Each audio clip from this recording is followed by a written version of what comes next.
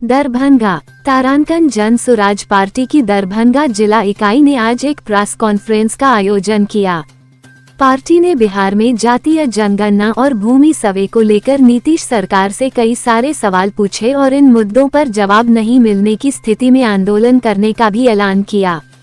जन स्वराज के सूत्रधार प्रशांत किशोर ने 21 अप्रैल को पटना में जातीय जनगणना रिपोर्ट के दौरान की गई घोषणाएं और भूमि सर्वे में अनियमितताओं के खिलाफ प्रेस वार्ता कर सरकार से कई गंभीर सवाल पूछे थे और 11 जुलाई को 1 करोड़ लोगों के हस्ताक्षर के साथ मुख्यमंत्री और राज्यपाल को ज्ञापन देने की बात कही थी। उन्होंने ये भी कहा था कि अगर मामले को सरकार गंभीरता से नहीं लेती है तो विधानसभा के अंतिम सत्र का घेराव भी किया जाएगा। इस वार्ता के माध्यम से सबसे पहले मैं प्रिंट मीडिया इलेक्ट्रॉनिक मीडिया को धन्यवाद देता हूं जो आप लोगों ने अपना बहुमूल्य समय जन स्वराज के कार्यालय में दिए और जन स्वराज भाइयों से आप लोग अपना वार्ता किए, इसके लिए मैं धन्यवाद देता हूं। दूसरा है जन स्वराज जितने भी हमारे भाई हैं, जिला अध्यक्ष हैं, हमारे जन स्वराज के साथी हैं, सभी आदमी तो अक्षर सब बोल ही दिए हैं, मैं भी 2 मिनट के बोल देता हूँ। जन स्वराज अभी 2 अक्टूबर में तो नया पार्टी ही बना है और बिहार के विकास के बारे में ज़्यादा सोच रहे हैं, ज़्यादा मंथन चल रहा है जन स्वराज के लिए। और ये इसका जो हमारे माननीय प्रशांत किशोर जी हैं, जन स्वराज के संस्थापक या सर्वा जो कहिए, उनके द्वारा जो अभी मिला है कि पूरे जिला और प्रखंड स्तर में धरना प्रदर्शन भिन्न मुद्दों पर किया जाएगा, जिसमें सबसे पहला है बिहार सरकार जो वादा खिलाफी कर रहे हैं। 94 लाख परिवार को जो बोला गया था कि 2-2 लाख रुपया दिया जाएगा, जो आज तक एक भी परिवार को नहीं मिला। इसके लिए धरना प्रदर्शन चालू होगा। और साथ में हमारे जिला अध्यक्ष जी भी कह दिया है कि दोनार में गुमती पर जो ओवर ब्रिज है उसका काम बहुत जल्द करवाया जाए। और तीसरा है अभी बहुत विकराल रूप गर्मी का शुरू हुआ है और नल जल की व्यवस्था जितना है सरकार का 100% फेल है। किसी भी गांव में कहीं भी एक बूंद पानी कहीं नल जल से नहीं गिर रहा है और पंचायत से लेकर के बिहार सरकार पीएचडी कार्यालय को दे दिए हैं और पीएचडी से कहीं भी कोई काम नहीं किया जा रहा है। इसलिए नल जल पर बहुत ज़्यादा समय दे करके आप लोग से भी आग्रह है कि नल जल की समस्या के समाधान के लिए आप लोग भी प्रश्न उठाइए और पदाधिकारी से बात कीजिए। और हम लोग इसी संदर्भ में लगे हुए हैं, धरना प्रदर्शन चालू होगा और जन स्वराज के लिए जन स्वराज साथियों से मिलकर हम लोग धरना प्रदर्शन करेंगे। आज के इस प्रेस कार्यक्रम में एक मिनट लीजिए, आप सबों का हार्दिक अभिनंदन है। मुख्य रूप से जन स्वराज पार्टी 3 मुद्दों को लेकर राज्यव्यापी आंदोलन करने जा रही है। उसमें प्रथम मुद्दा ये है कि जो सरकार जातीय जनगणना की थी, उस जनगणना के तहत उन्होंने तय किया था कि गरीबी रेखा में जो 94 लाख परिवार हैं, ऐसे परिवार को हम आर्थिक उन्नति के लिए, उनके परिवार के उन्नति के लिए हम 2-2 लाख रुपया देकर उनको प्रोत्साहन करेंगे और वो अपना जीविका उपार्जन के लिए कोई न कोई उपाय करेंगे और उससे उनका आर्थिक सुधार होगा। लेकिन ये सरकार केवल डपोर संखी योजना का शुरुआत करती है और क्रियान्वयन के नाम पर जीरो है। इन्हीं बातों को हम लोग उनको समझाना चाहते हैं, उनसे बात करना चाहते हैं, उनको याद दिलाना चाहते हैं कि आपने जो कहा था उसको क्रियान्वयन क्यों नहीं किया और क्रियान्वयन कब तक करेंगे। पहली बात तो ये है। दूसरी बात है कि सरकार लगातार कह रही है कि हम जो भूमिहीन परिवार है वैसे परिवारों को 3 डिसमिल जमीन मुहैया कराएंगे। लेकिन आपको मैं बताऊं कि सरकार का जो रवैया है, हम लोग गांव में रहते हैं, गांव में देख रहे हैं कि कई परिवार तो ऐसे हैं जो सरकारी ज़मीन पर, उनको भूमिहीन रहने के कारण सरकारी ज़मीन पर अपना घर बनाए हुए हैं, झोपड़ी बनाए हुए हैं, उनको सरकार उजाड़ रही है और 3 डिसमिल ज़मीन देने की बात कहाँ है। इन बातों को भी उनको याद कराना चाहते हैं और चाहते हैं कि पूरे बिहार स्तर पर आपने जो ये घोषणा किया है, डपोर संघ की घोषणा किया है, उसको आप लागू करें। और तीसरी बात मुख्य रूप से है कि अभी आप देख रहे हैं कि ज़मीन का सर्वे की बात हो रही है लगातार। मार्च 30 तारीख तक उन्होंने टाइम दिया था, उसको बढ़ाने के नाम पर उन्होंने कोई तिथि तय नहीं की, लेकिन काम अभी भी चल रहा है। लेकिन वो काम केवल कागजी बात है, ज़मीनी बात जहाँ तक है तो हम समझते हैं कि 5 से 10% लोगों का भी ये काम नहीं संभव हो सका है। तो ये भी बात आप जान लें कि पूरे समाज में अगर 80% झंझट का अगर कोई जड़ है तो वो जो भूमि विवाद है, और ये सर्वे अगर ठीक ढंग से हो जाए तो शायद लगता है कि 80% विवाद जो बिहार में भूमि विवाद को लेकर के है उसको हल किया जा सकता है। लेकिन ये सरकार चाहती है कि और इसे उलझा करके रखे, ताकि आपस में जो मन का भेद है वो और गहरा जाए और आपस में लड़के आदमी तबाह होकर के किसी न किसी रूप में समाज को बेहतर होने से रोकने का काम सरकार कर रही है। आप जानते हैं कि 15 वर्ष तो हम लोगों को जंगल राज की स्थिति से झेलना पड़ा, आज जो है सरकारी तंत्र से झेलना पड़ रहा है। जेब से पैसे सरकारी जो हमारे महकमे हैं, जो पदाधिकारी हैं, वो आसानी से आपके जेब से पैसे निकाल लेते हैं और किसी भी काम को बिना पैसे से करना मुश्किल है। इसलिए सरकार के कान पर आज भी जू नहीं रेंगती है और जनस्वराज चाहती है कि इन 3 मुद्दों को लेकर के हम आपको जगाएं, आप उन पर काम करें। अगर नहीं करेंगे तो पूरा राज्यव्यापी आंदोलन होगा और बाद में हम लोग पूरे विधानसभा को घेरने का निर्णय कर चुके हैं। इन्हीं बातों के साथ हम अपनी बात समाप्त करते हैं। जो प्रेस वार्ता बुलाया गया है वो एक फिक्स मुद्दे के लिए बुलाया गया है, वो है जो पिछले 1.5-2 साल पहले एक जातीय सर्वेक्षण हुआ था बिहार सरकार के द्वारा, जिसमें 500 करोड़ रुपया लगभग बिहार सरकार ने खर्च करके जो सर्वेक्षण किया था। उसके बाद बिहार सरकार ने 3 वादे किए थे। एक था कि 94 लाख परिवार को 100 रोजगार के लिए 2 लाख रुपया दिया जाएगा, जो अभी तक दिया नहीं गया। एक था कि लगभग 39 लाख परिवार को 1,20,000 रुपया दिया जाएगा घर बनाने के लिए, वो भी अभी तक अता पता नहीं है उसका। और तीसरा जो था वो था कि आरक्षण की सीमा बढ़ाई जाएगी। बिहार सरकार, भैया सुन लीजिए एक मिनट, बिहार सरकार ने कहा था उस टाइम पे जब महागठबंधन की सरकार थी और तेजस्वी यादव उसमें डिप्टी सीएम थे, तो उन लोगों ने कहा था कि आरक्षण की सीमा भी हम बढ़ाएंगे, जो जातीय सर्वेक्षण में निकल के आया था उसके आधार पे।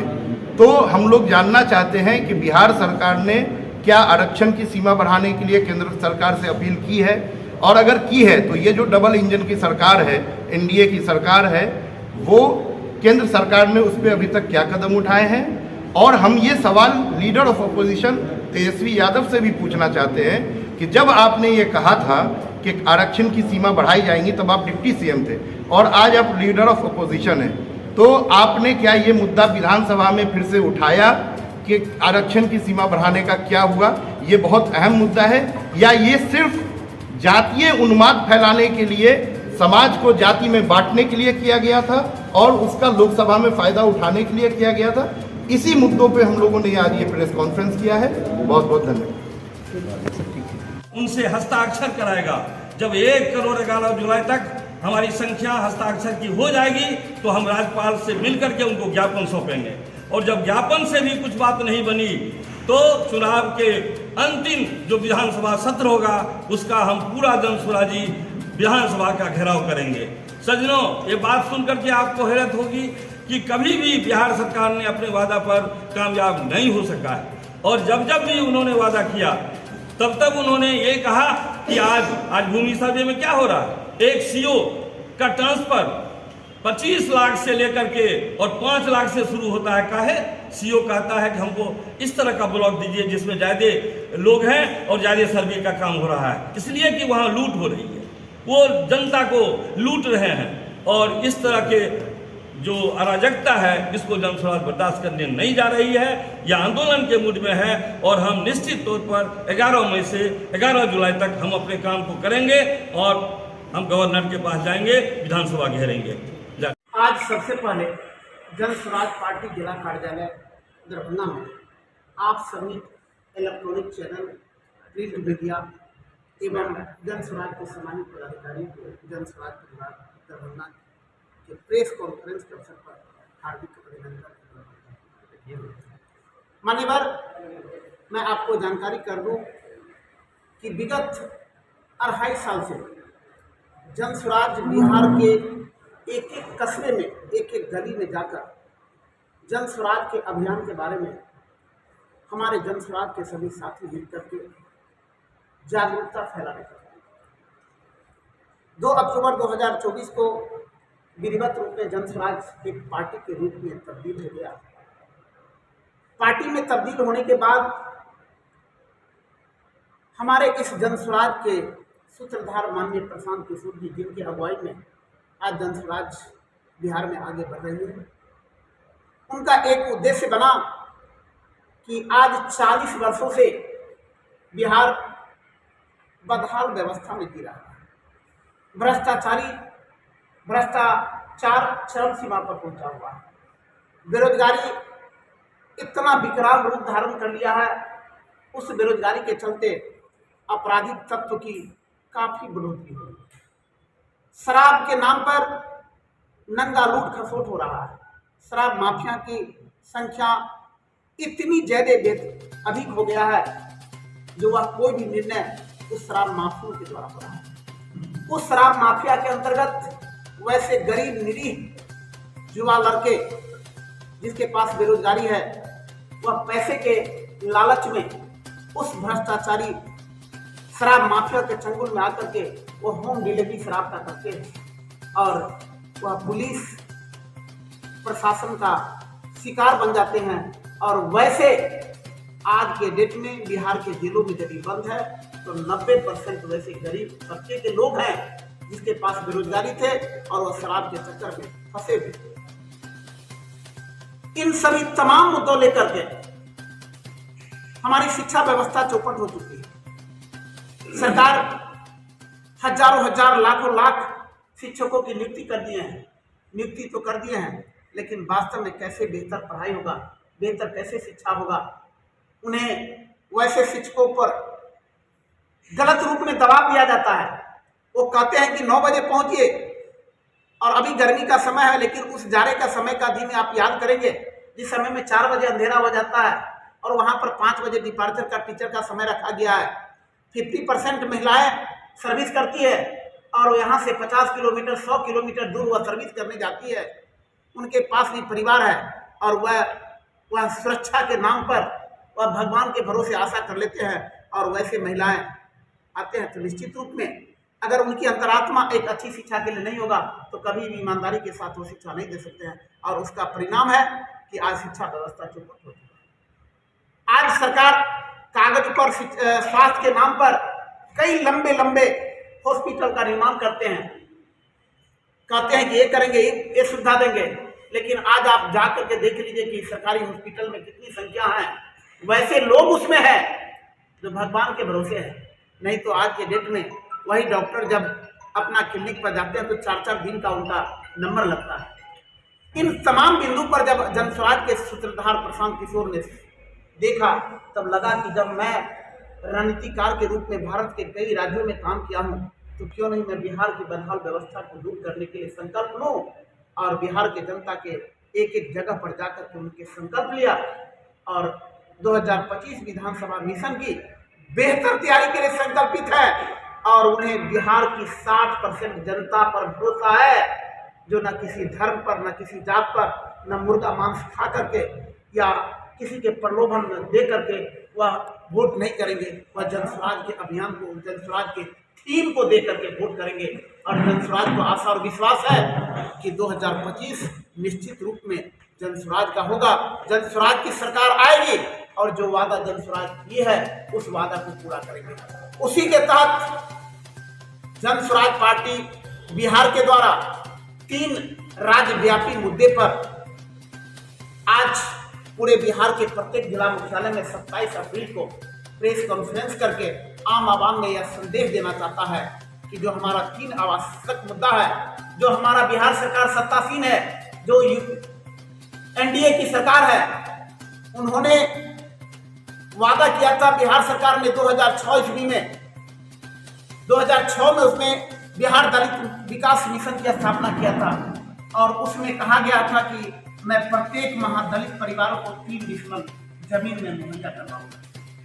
उन्होंने कागज के नाम पर 2,20,34,000 भूमिहीनों को तो पर्चा दे दिया, लेकिन उसमें मात्र 1,20,000 ही परिवारों को वह कब्जा दिलवा पाया।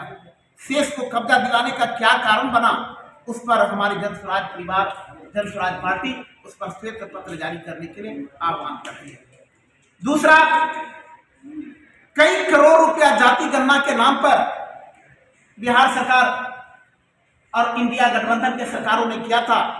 मैं खास करके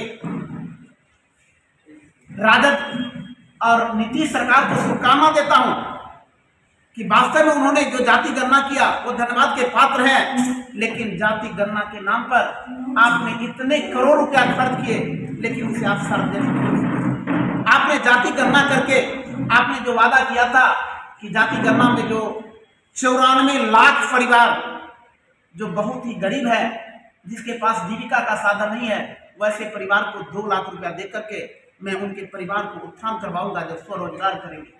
आप चैनल को like, comment, share and subscribe जरूर करें।